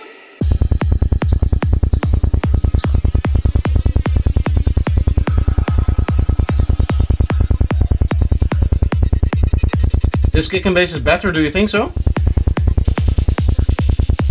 Do we have structure in this track? We don't really have any structure in this track. I don't want to be too harsh here, but this is... I feel like this must be either your first or your second track that you're creating. Because stuff is a little bit all over the place. Here again you have a synth that isn't synced up with the kick.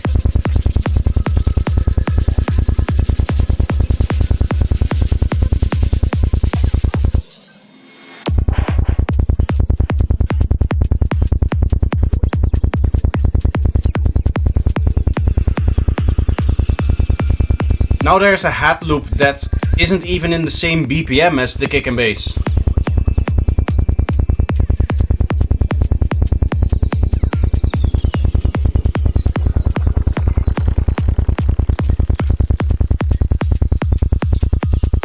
Why so long? I don't understand tracks that go for longer than 7 minutes. I mean, it's okay to write a long track. I love writing long tracks as intros for albums and EPs and stuff like that. Like, In the Beginning was a track that is also almost 14 minutes long, I think. But this is not the way to do it. There's very little progression in this track. It's just a constant wall of kick and bass going on for however long it has been. We have switched up kick and bass once. Okay, we had a little fill here. But if you're gonna do something like this, every 16 bars or every 15 bars, leave the 16th bar empty. So that it's 15 bars of kick and bass and then the 16th bar is the fill. That way you have a structure that you can work with. Once you're comfortable writing in that type of structure where it's just 16 bars, 16 bars, 16 bars, 16 bar over and over again, then from there you can start to expand on those structural ideas. But just having, okay, I'm going to put in the kick and bass, hold Control D until I have 4 minutes of kick and bass and then don't do anything with that, that is not the way to do it in my opinion. But there's much bigger issues with this track, like the things not being in sync, two sounds playing at different BPMs. Like, there's cool sound design in here, but it doesn't really come out because of the very big issues that this track has.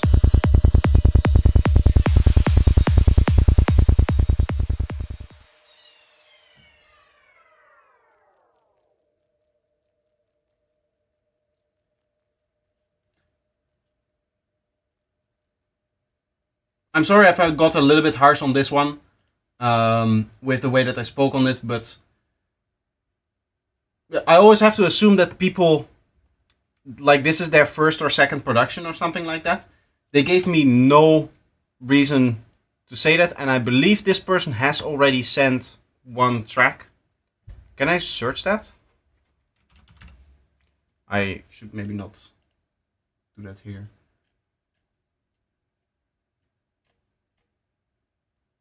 Okay, so this is the second track that they sent feedback on, or that they sent for feedback, and they also sent another track that they released. So at least they have produced 3 tracks, but I'm assuming that it's like the first 3 tracks that they've ever made, because there's some real big drastic issues with this. The other thing that I have to take into account is maybe not everybody has the right listening environment, but that is something that you would have to compensate for by learning to use your environment by, like I say many times, listening to at least half an hour of professionally mixed and mastered music as reference material before you start your production sessions.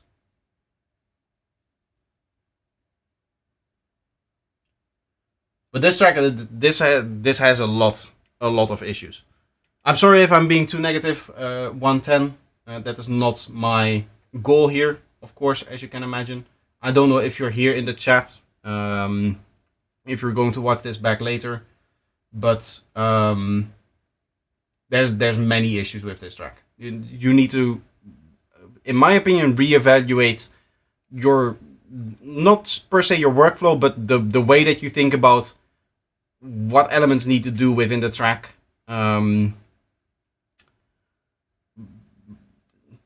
Yeah, basically that thing. To be honest, it sounds like a very big thing to change, but that is a very big thing to change. Oh, I have to go through Spotify for this one. Can I do that without opening the app here? No, it still wants me to open up the app.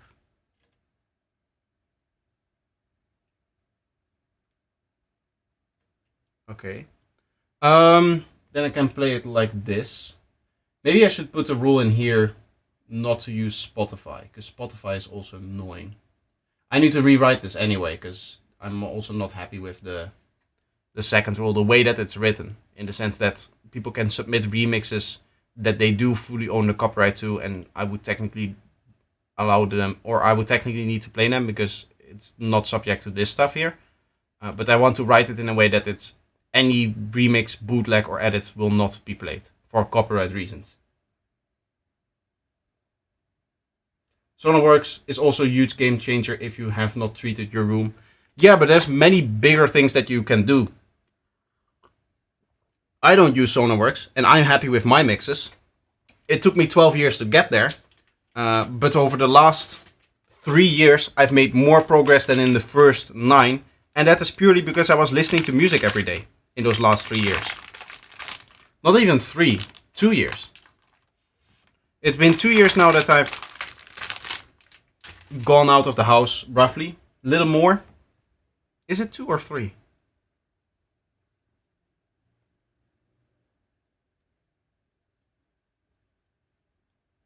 I think it's 2. I'm getting old, guys. I don't remember time anymore. But yeah, you don't need something like Sonarworks or even monitors or good stuff like that. Like up until the beginning of this year, I wasn't working with monitors, and I was fine doing that, right? It's all about knowing your system, knowing what it can and cannot do. If your system just lacks a fundamental or a frequency that you cannot hear, say the lower frequencies, if you have issues with just hearing that altogether, then you would need to go to analyzers. I suggest everyone takes a look at their kick and bass in every project at least once in a while to just check on an analyzer, to just check on the waveform display, right? Just something like size scope. You just throw your size scope on a track and then have the kick go into one channel and the bass go into another channel. And just check if you're not bleeding into anything, if the waveform looks very close to, say, reference material. That's all things that you can do, and that's all ways that you can improve. But the last track that we heard needs very, very big improvements to the actual workflow as opposed to just the track itself. I don't think you can actually save a track like this. Anyway, moving on, we're going to go to Neuro Schmo with the track Robotistic, which is on Spotify, meaning that I have to play from here.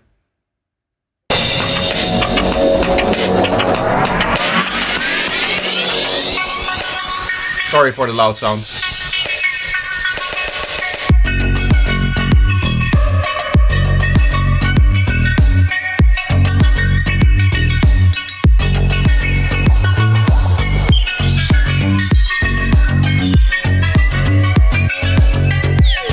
I think this main resonant lead is a little bit too loud.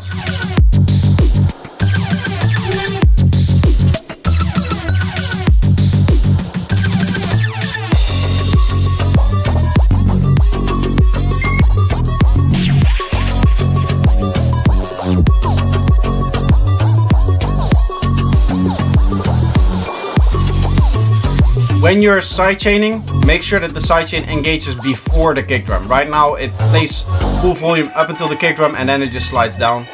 So if you're using something like LFO tool, say that you're using a tool like this, instead of just doing sidechaining like this, do sidechaining like this. That way it gets out of the way before the transient plays as opposed to the moment the transient actually plays. Very loud synth once again here. Almost annoyingly loud.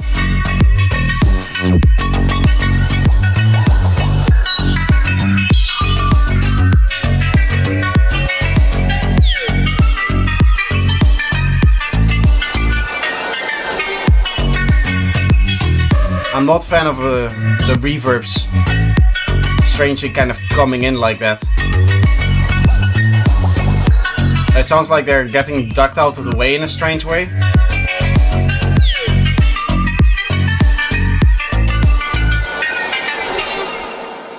Do you hear how it feels like that reverb comes in like in a strange ducked way? Sorry, this is autoplay. Bit of a strange track. The mix is maybe a little bit too flat also. Especially for a Spotify release, it felt very, very flat. And it also looked like that on the waveform, but that is just what happens when you master for CD release or something like a Bandcamp release or DJ set loudness, right? And then you put that up onto Spotify, it's going to loudness compensate.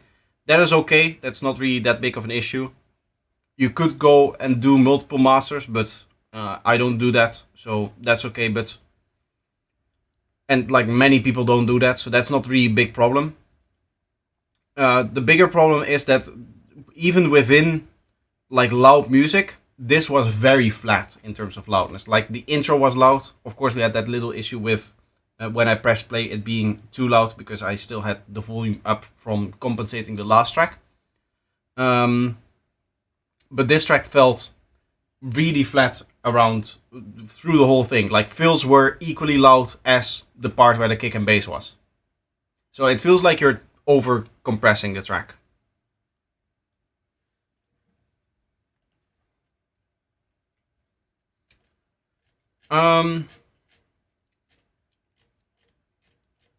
So we have 1, 2, 3, 4, 5, 6 more tracks. And I'm 2 hours in.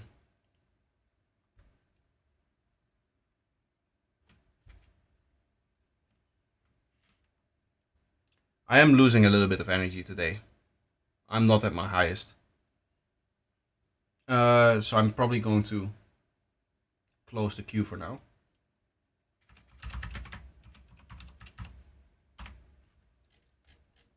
And then we'll just listen to the music that is left, which in this case is Orn, Virtual Riot Work in Progress 2.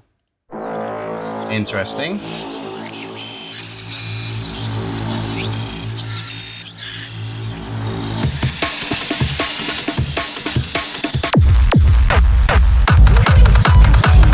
This is not the kind of music that Virtual Riot normally makes.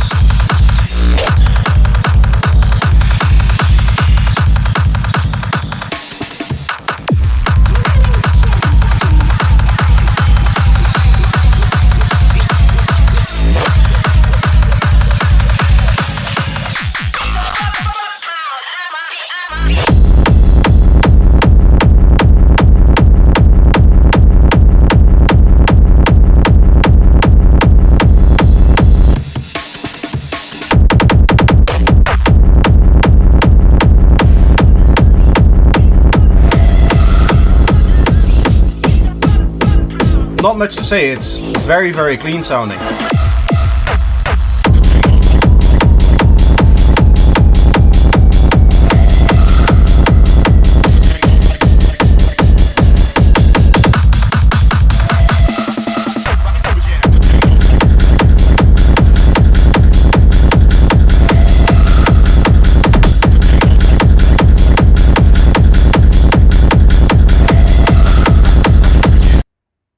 Sounds very good.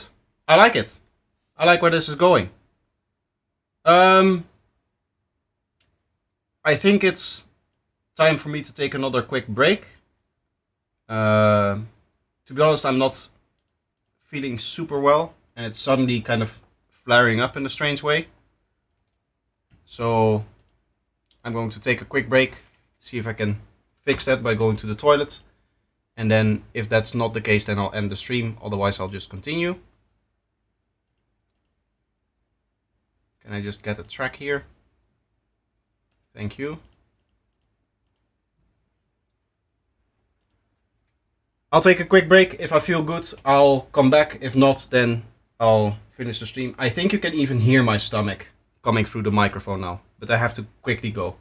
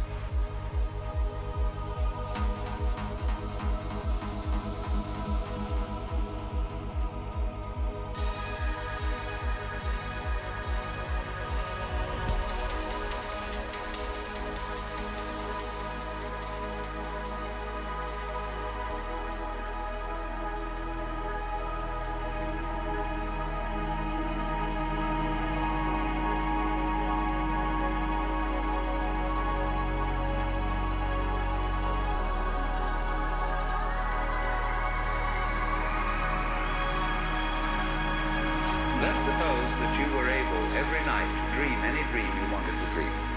Naturally, as you began on this adventure of dreams, you would fulfill all your wishes. Every kind of pleasure you could conceive. And then you would get more and more adventurous, and you would make further and further out gambles as to what you would dream. So in this idea then, everybody is fundamentally the ultimate reality.